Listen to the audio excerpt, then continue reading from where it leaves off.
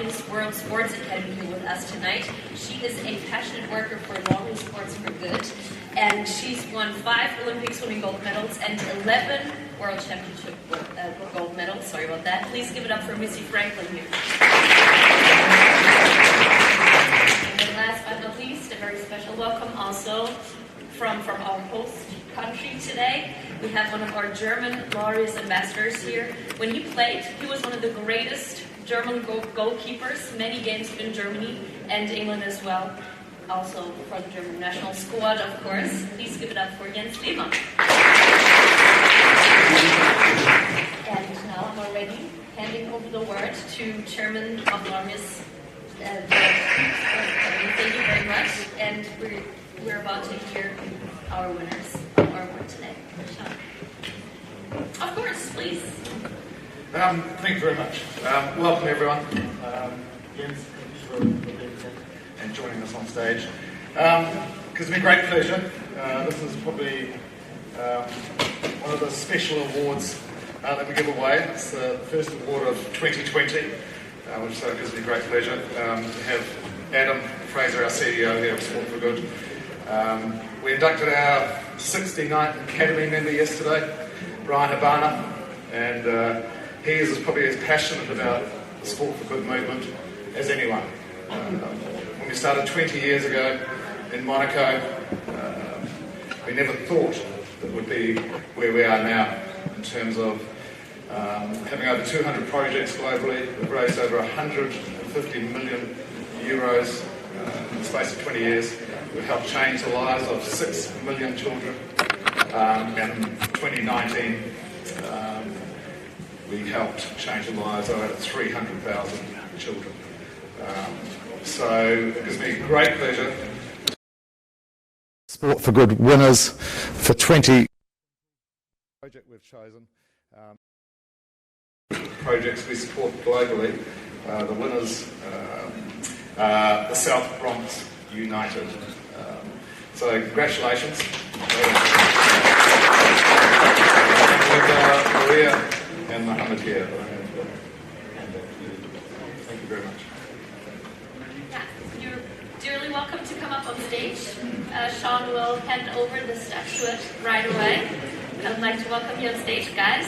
We have here Adam So, Maria Martinez, and Mohammed Konate. Please give it up for the 3.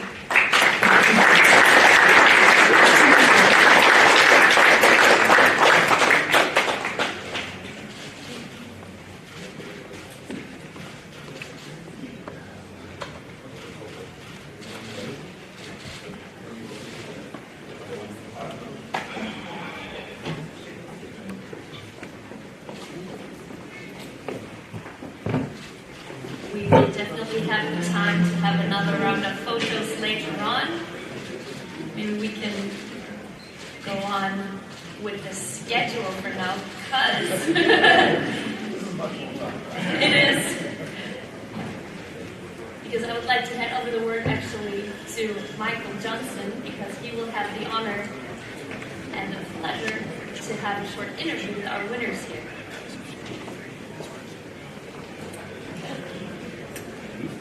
Well, again, congratulations to South Bronx United, certainly a very worthy winner of this award.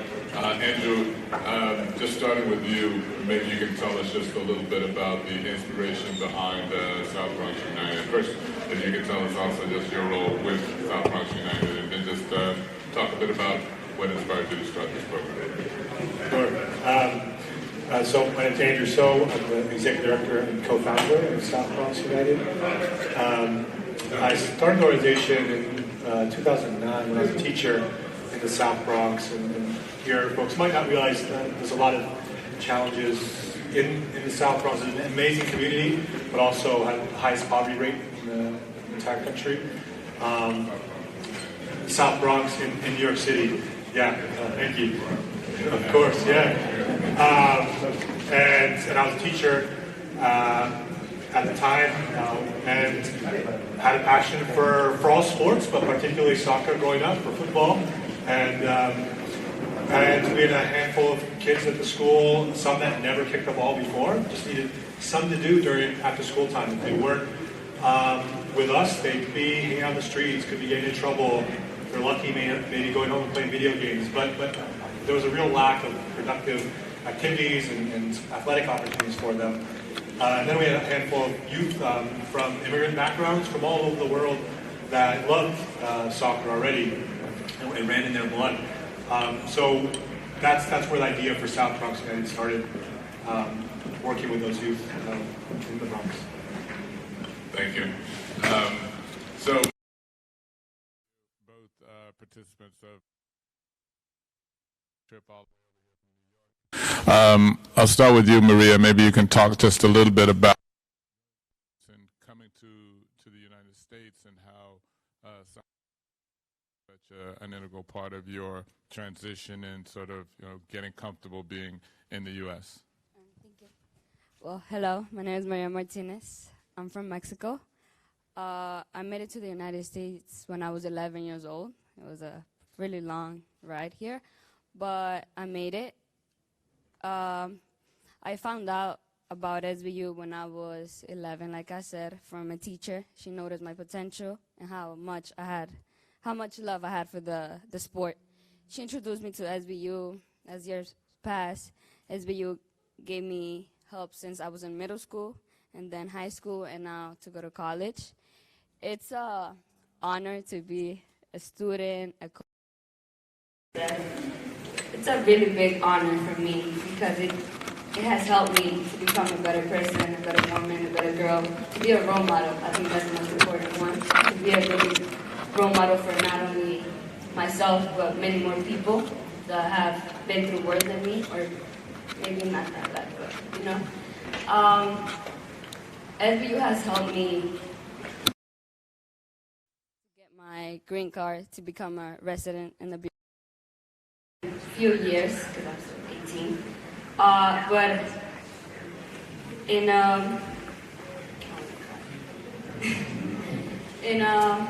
a short way, SBU has helped me in a lot of ways that I'm always going to be thankful. Not only SBU, but all the people, all the staff, all the family that I created. I'm always going to be thankful, and yeah, thank you. Thank you.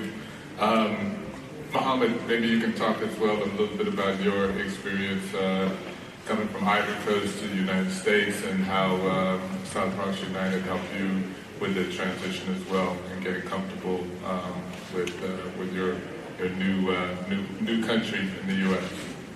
Yeah, so like you said, Mr. Johnson, I was born and raised in Ivory Coast, located on the western coast of Africa. I made it to the United States when I was 6, 7 years old, speaking only French. So when I came here, I had a passion for soccer because, back home, that's all we played. Yeah, so I came here not knowing anyone, only my parents, and I was just playing soccer at the park when I finally got to know someone who was a South Bronx United participant, and he introduced me to the club. So, yeah, and now the rest is history. Ever since that, I grew up with these people that are now my brothers. And yeah, we take care of each other, we play soccer. And it was a tough journey after that, settling in with the language barrier, everything. But God through that. And I'm here because of South Bronx United. Helped me with school, tutoring session, get my grades up. So we can be students and athletes, not just athletes. Working on SATs, get better for college process. Also green cards, like Maria said, citizenships and everything. If your parents are going through tough times, I would say, or even economic issues, with papers, they can help you with that too. So it's just like a family that take care of each other. Yeah, we're all one brothers. Thank you, Mohammed. And maybe you can talk a little bit just about the mission of South Bronx United, and obviously the two fantastic examples here of beneficiaries the program, but talk a little bit about the mission of South Bronx. Sure. So our mission is to use soccer as a tool for social change in the community by leveraging young people and their families' passion for the sport, but combining it with academic supports, academic enrichment, college prep, mentoring, immigration legal services we provide, and other supports for the young people and their families. 1,200 young people every year, both through community programs, just giving them a safe, structured place to play sport, but also providing a venue to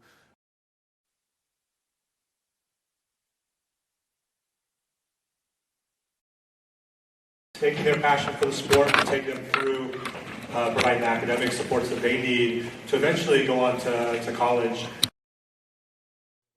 100% high school graduation rate over the past 8 years for all of our students, and 94% go on to college. And this is within the South Bronx, where for most young people, they're not getting their high school diploma and not having the opportunity and not dreaming of ever getting a college degree. I was going to ask, is there a comparative sort of statistic for sort of South Bronx in general regard to the percentage of young people who do graduate from college and who are graduate from high school and go on to college as compared to the 100% graduation rate you have at South Bronx United and the 94% going to college? Yeah, the high school graduation in the South Bronx about 50%, and those that go to college, it's quite a fraction of that. Yeah. Well, job well done. Maybe Muhammad and Maria both, if you could just also talk about, just give us a sense of the atmosphere at South Bronx United and the other kids there, because I'm sure that we could all imagine if they're anything like the two of you, it's a pretty dynamic and amazing environment of young people there. But give us some sense of what the environment is like at South Bronx United with the other kids. Okay, so the South Bronx United, the academy team, all the teams basically is very diverse, I would say.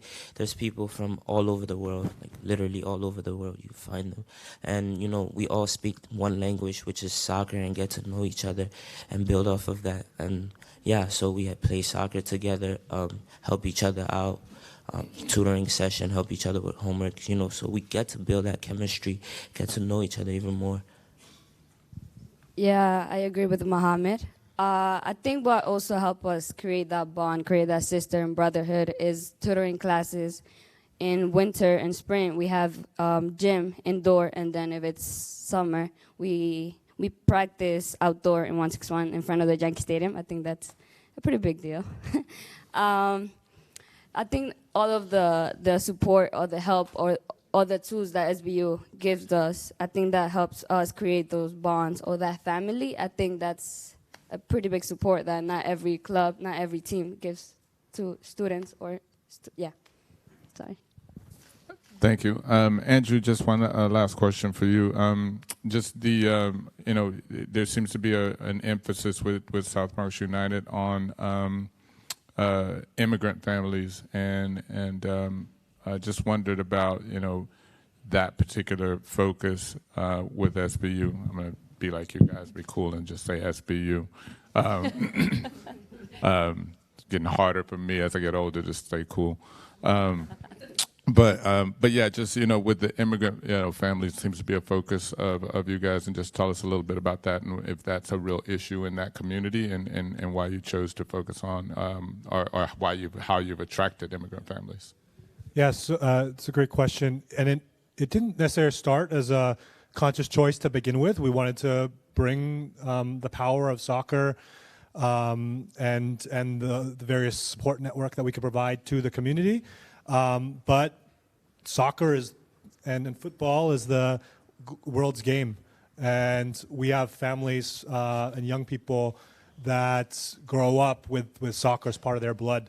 So when we started the organization, the families and young people that came to the organization were from immigrant families. And don't get me wrong, that within the South Bronx is a huge immigrant population of families from all over the world, particularly from Latin America and West Africa and the Caribbean. And So they were attracted to our program, and that made us realize pretty quickly that we had a power through the organization to provide supports that are really needed in the immigrant community, and no less so today, for sure. So we've, over the years, realized those needs and structured our programming and our services around that. Whereas today, we have young people like Maria and like others that have come to us needing significant supports on the immigration side, so that they will have opportunities as they grow old, whether it's to work or to go to college. And through our supports and having working with attorneys, we're able to provide the right supports for young people and for their families to get on the right path, so that now we have both Maria and Mohammed next year will be going to college, and they're still trying to figure out where, and they have some big decisions to make, but they're able to make that decision, whereas for some people that are in those situations, if they don't get that support, that wouldn't even be an option for them. Sure. Well, thank you so much. Thank you all to each one of you guys, and just absolutely so deserving, and congratulations. Thank you. Thank you.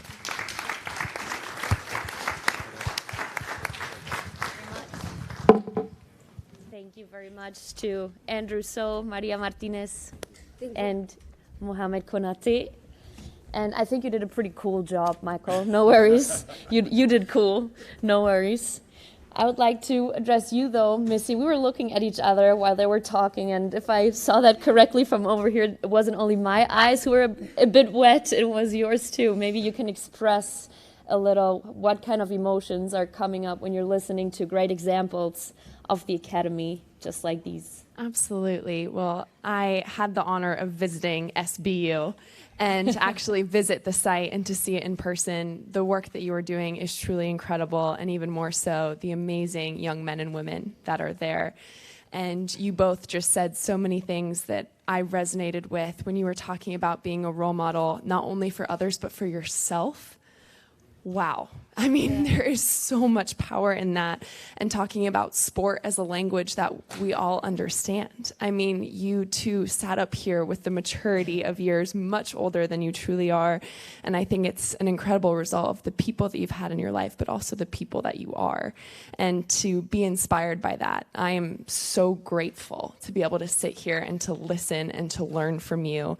And it's something that I will never take advantage of. I'm incredibly grateful for it, and it's so much a part to Laureus and these projects that they find and are able to support, and to even be a small cog in the beautiful wheel that Laureus and Sport for Good is. It means the world to me. Also a very powerful statement right there. Thank you, Missy. You've talked about other projects as well. Maybe you want to give a bit of an insight as well on what other projects you've been participating in. There's just so many. Like we were talking about, we support over 200, which is incredible. And I've had the incredible fortune to visit a few. And one of my most memorable was back in 2014, I believe it was. I went to Sri Lanka, Foundation of Goodness. And that was formed right after the massive tsunami hit, if you remember. And a life-changing moment for me was standing in one of the original buildings where the settled water line was still visible, and it was 14 feet high, and that was where the water settled. And to go to so many of the sites where they had memorials and to see all the names, and then to see this foundation and what they had created out of it. I was able to coach a swim clinic there. I learned how to play cricket very poorly, and it was amazing. But to see these projects, they are so all-encompassing. They start from sport, but then they just expand on how can we educate our students, how can we help get them green cards, how can we give them tools that is going to build them a better future. And then the most amazing thing is that these wonderful young men and women take full advantage of that, and they use their own power and their own strength to take the tools that they have been given to build themselves the life that they want. One last question, picking up one thing that you just said, talking about the future. If you're looking into the future of the Academy and your personal work, what's your vision? How can you see yourself contributing to this beautiful cause? It's all about giving back. I think that's the best way that we can say thank you in this life. I feel like I've been given so many blessings and so many opportunities that now I want to do whatever I can to give those to other people. And being a part of Laureus, I can't imagine a better place to do that, where I'm surrounded by people who have made that their life mission, to give back and to give others the opportunities that have been given to themselves. Thank you very much, Missy. Now I would like to talk to the football pro right here. So we've heard you as a swimmer. Now we would like to hear the professional football side. Jens, you know the advantage, the power of football as the #1 in the world sports. Maybe you can give us a bit of your opinion. What do you think about the SBU? Now I want to be cool too. SBU program. I had the pleasure to talk to the guys a little bit before that press conference, and first question was, is it nice there? And Mohamed said no. So I think that's sometimes, unfortunately, and you told me about your childhood, it's a great ingredient if it's not too nice where you actually grow up, because that motivates you to do something with your life, to do something meaningful, and to do probably a little bit more than others. And I have a son myself. He's going to Boston College. Wow. And from there I've learned how much it means to American parents to get their children onto a good college. And I know how much it costs as well. So it's a fantastic opportunity. Actually, first of all, that you've been rewarded with the Laureus Award. And I hope that you will actually get your target inside to go to a fantastic college. You've learned everything about a football team. I know how it is, because as a team member you have to be tolerant towards other people, others' origins and other financial backgrounds, and that's what makes you a team sport. Actually, it's probably more easier to learn it. So congratulations, and I'm following it. I've heard it the first time about South Bronx, but next time I'm going to New York, I hope to get there. Oh, I'm pretty sure that that's possible. We're here in Berlin now, though, not in the US, not in New York, and Laureus has a lot of interesting projects in the capital of Germany too, and you've visited some of them, right? Maybe you can tell us a bit about the projects here. Yeah, Laureus in Germany, we are supporting a lot of different projects in all kind of areas, like ice hockey, winter sports, skiing, swimming, football, obviously, because it's so popular here in Germany. I'm actually the supporter of a project called Kicking Girls, which addresses female girls who come from a different background, and their backgrounds actually are different to the Germans, because their fathers never want their daughters being coached by men or whatsoever, so they can grow inside the project. And sometimes it looks nice on the surface, but I had the experience once when I was getting there into a small village in Germany called Bayreuth. It's famous for music, for cultural festival, and for students and universities. And they told me that actually these children were drug trafficking, some of them, because it's the biggest place for crystal meth dealing, which I didn't know before. And so on the surface, as I said, sometimes it looks nice, but then these girls come into our projects, they learn about a different approach, how they can learn, how they can educate themselves, and to gain some confidence in their lives, which is very important. And I think that's why we're all sitting here, to support these causes. Thank you. For you as well, the last question, looking into the future, maybe what's your vision? Are there special fields that you would like to support, especially in the future?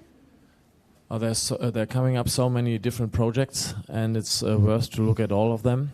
But we are a foundation, and the foundation is based on donations. So it's always something which we have to focus on, to have the means to actually support all these different projects. Thank you very much, Jens Lehmann. And now I would actually like to ask on stage another amazing person, to be precise, CEO of Laureus Sports for Good, Adam Fraser. Please give it up for Adam Fraser.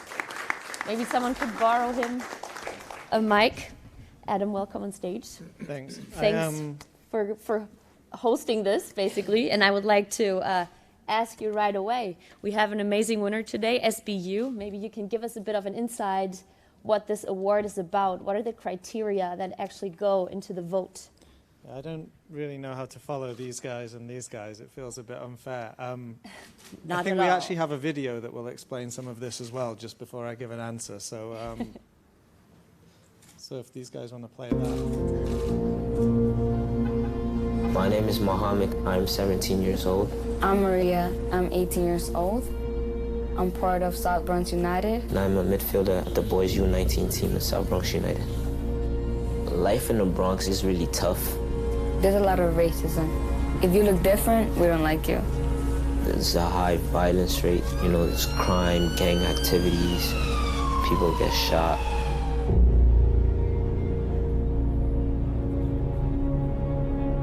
The South Bronx, where we are, has the highest poverty rate in the nation. So we have a very diverse population, people that are new to the country. Coming to the United States with no friend. Yeah, everything was like a battle. It was sad. I will cry sometimes.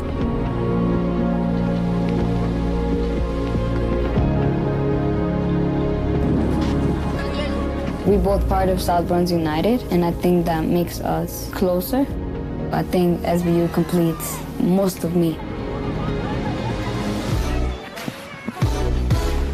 The mission of South Bronx United is to use soccer as a tool for social change, to provide a comprehensive set of services and educational support to make sure youth are able to improve their own lives and the lives of their families. My teammates are my family. I would say it's a brotherhood for sure. Every skill that we teach kids on the field in soccer can be related to life skills. I am very, very thankful for what SBU has done for me. We're building who they're going to be in their adult life. We make college access and college success something that everyone could gain. Help me get my grades up, help my father get his citizenship. At South Bronx United, we have a 100% high school graduation rate in the past 7 years.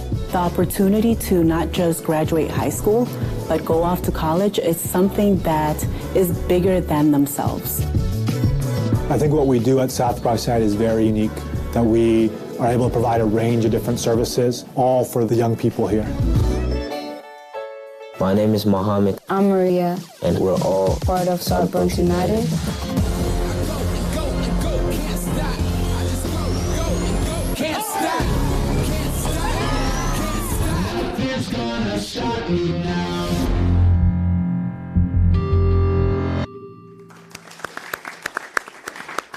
So I feel like a video always wins. Yeah. Very strong performance. I thought that would buy me a couple of minutes, but that's hard to follow as well. I don't want to repeat the things that have been said, but the Laureus Sport for Good Foundation supports 200 programs around the world, and they are all incredible organizations making a difference in their own way across the key issues we tackle. So in a way, we're not a sports organization, even though sport is absolutely at our heart with these people and the young people we serve. We're an organization that's about outcomes and people, so making a difference in education, employability, gender equality, and all the things that we heard talked about there. This award's really special to us. One of our programs gets it every year, and the great thing is, sure, they've gone through our detailed, grant application processes and all the things that they go through to get funding from Laureus, but this one is an award that, like all the Laureus Sports Awards, is selected by the Academy, and these incredible athletes who have seen themselves the power of sport to make a difference, and then there's something very special about them being the ones to choose which organizations they see each year doing that and giving back. So, we're very proud of all of our programs all around the world doing great work, and then it's a real privilege to see one of them celebrated in this way. But this work is happening all over the world and is always needed and always amazes me more in a different way every year the longer I work in it. So maybe as well, the last question for you, looking to the future, what would you like the Academy to transform into? What would you have like an overall vision, like a perfect goal? This feels like a big question. It is, but I feel like this this approach to this topic, you know, is very big too. And the work that's been done is very big as well already. But I feel... For me, I don't think it's about asking the academy to transform or about asking things to do different. It's about always striving to be better at what we've done. And actually that really fits with what made these guys elite athletes. That fits with what makes the young people such incredible young people. We always want to be looking at ourselves and thinking, how can we improve? We, as Sean said, changed their lives and gave a safe space free from discrimination for 300,000 young people to play last year. We had 60,000 young people learn about the right of women and girls to have a life free from violence. We helped young people with their mental health and well-being, and those are such powerful things. But there's still so much need, you know, the 200 programs we serve, all the communities we're in, there are communities and programs that we're not in. So our role, as Jens said, is to work together to raise more money, to help more programs and help more young people, and that's the goal ahead, really. Thank you very much, Ed and Fraser. Thank you. And I would like to open up the questions now. I would like to give the words down to the floor. If there should be any questions, please feel free. We have a couple of microphones that can be passed around, so don't hesitate. You can also ask in German. I'm happy to translate to any of our ambassadors here on stage. Could I just, while you're deciding who's going to ask a question, please, just say to Adam, and I see Vicky here and I see Ange over there, to you and your team, you know, on behalf of the Academy, thanks you for what you do.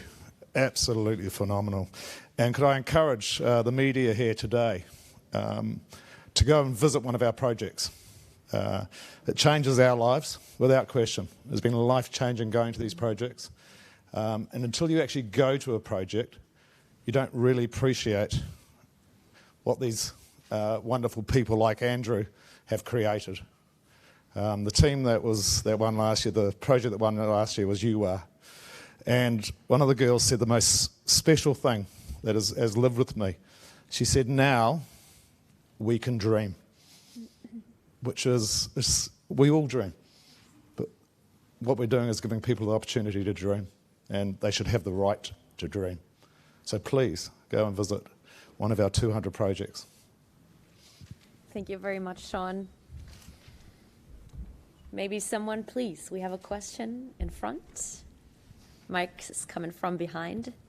Yes, hello, thank you. Oh, you four obviously great sportsmen in your different disciplines, and you had great glory in that.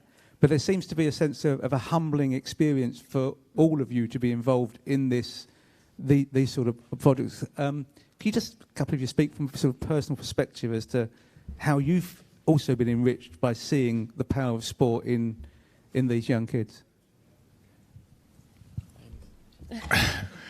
I think for me, you know, we've been on one side of sport, and largely, you know, we've benefited from sport in our lives as athletes. And what we see when we visit these projects is people like Andrew who are using sport to the benefit of those who need it most, and that is certainly a humbling experience. And you start to recognize the power of sport beyond what it's just done for someone like me or Missy or Sean or Yen, any of us, you know, who have benefited greatly from sport. I mean, we've had an incredible opportunity to, talk about dreams.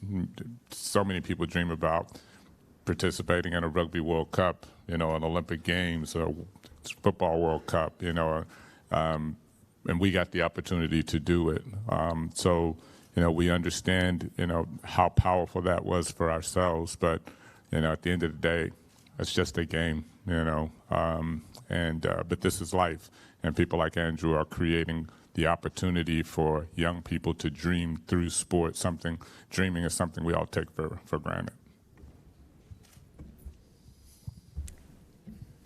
Thank you. Michael, this is for you. Like, how difficult, when you have 200 projects, like, how difficult is it to pick the winner? Like, was it a very close affair, like? I mean, all of the awards are extremely difficult because all of the nominees are very deserving, whether it's, the Sportsman and Sportswoman of the Year, or whether it's, Project of the Year, or, Newcomer of the Year, or, all of these are very, very deserving projects. So it's extremely difficult to pick a winner. And while we all, I think, we love, the work that we do and the responsibility we have to choose, we sort of dread it because, because you can only pick one and they're all so deserving. So you sort of sit there kind of agonizing over, and ultimately you just have to get on with it and pick one. The good thing is, you can't go wrong because they're all deserving. Beautiful. Is there another question? Oh yeah, in the very back. Oh, making our helpers run, sorry. Please. Hello, my name is Marvio from Brazil. I'd like to ask Missy or Michael Johnson, because you are Americans and your country is, is starting to get very well known about football because of the women's team, but it's not a tradition in your country. And how do you feel when you see football, soccer, as you say, being such a strong tool for a community? Like, how do you see your sports tradition relating to this, and seeing the immigrants having benefits from it? It's amazing. It's been so incredible to watch our country truly get behind this sport, and especially our women's team, our men's team. But to see that rallying, I think it really has helped us as a country understand the benefits of football far beyond just what it can provide on the field. And I think we are such a sport country in general that a lot of us, I don't mean to generalize, do realize the power of sport and how it can change people's lives. And I think we're incredibly open to any sport in helping our younger generation and giving them more opportunities and more benefits. So to have projects like SBU that are truly using it for such good, they serve as such incredible inspirations and examples that I think will have a ripple effect in our country. And hopefully we can just keep getting younger men and women involved in whatever sport they're passionate about and help that change their life. Thank you very much. We have time for one last question, please, in the middle again.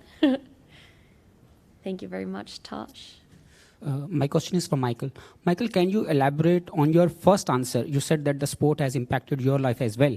And can you speak in the context of the stroke you had last year and you come out of it and you said it was because of the Olympic mindset? Can you elaborate on that? Yeah, I think that's just another example of just how incredible sport is, and where in so many different parts of our lives, sport can be so impactful.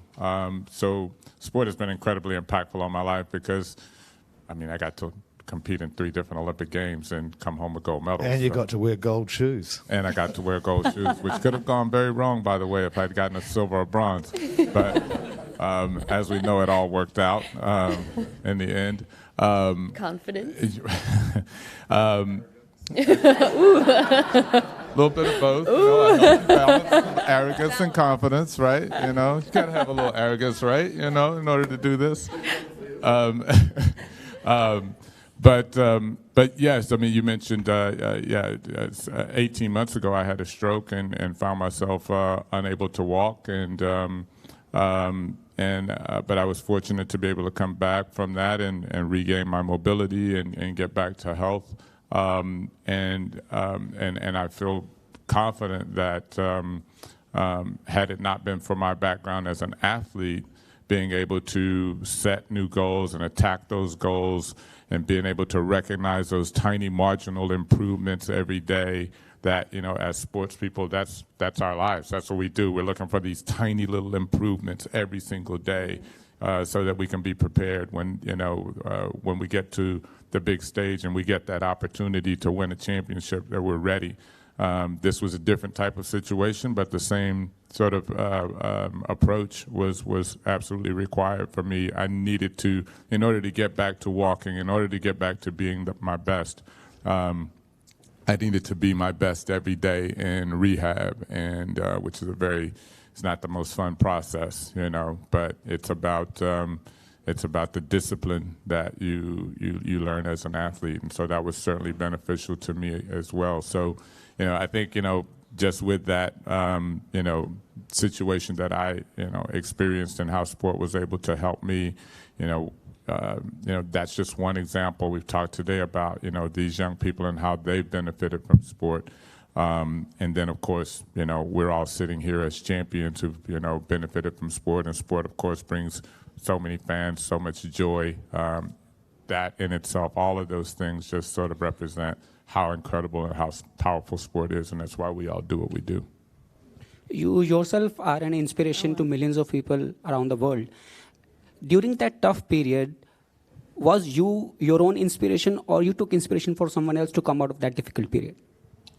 I think, part of what we all do now, and certainly it's sort of inherent in me now, is to use any platform that I have and any opportunity that I have to help others. And so having, suffered a stroke, and millions of people suffer strokes every year around the world, I've been able to use my experience and my ability to get back to my lifestyle that I previously enjoyed before the stroke. I've been able to get back to that through, again, the lessons that I learned through sports. So I've shared my story and hope that it can be an inspiration to others who suffer strokes, that they can, get back to a livelihood that they enjoyed before, but also to use the platform to, help people prevent strokes by allowing them to understand, what to look out for and prevention measures as well.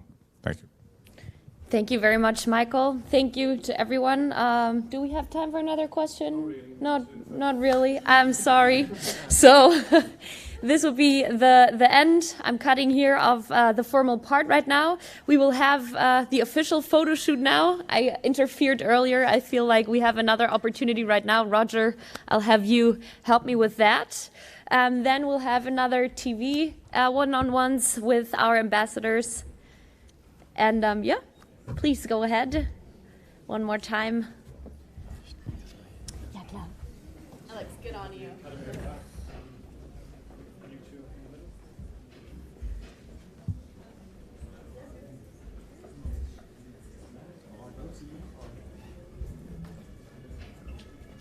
Big smiles.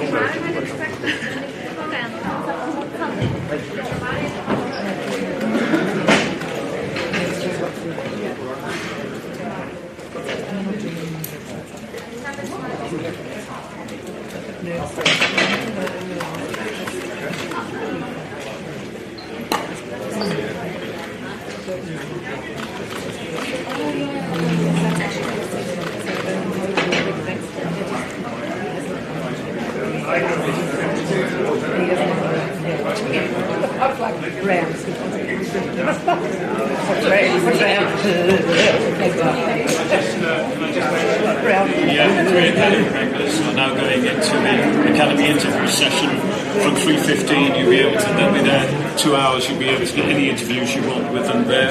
So maybe don't do that here. They need to have a quick break before they go through there. But Jens Lehmann, hopefully, isn't going into that. We'll be here for a little while for you to talk to. We didn't mention that, but he's in a very positive frame of mind today. So thank you all for coming.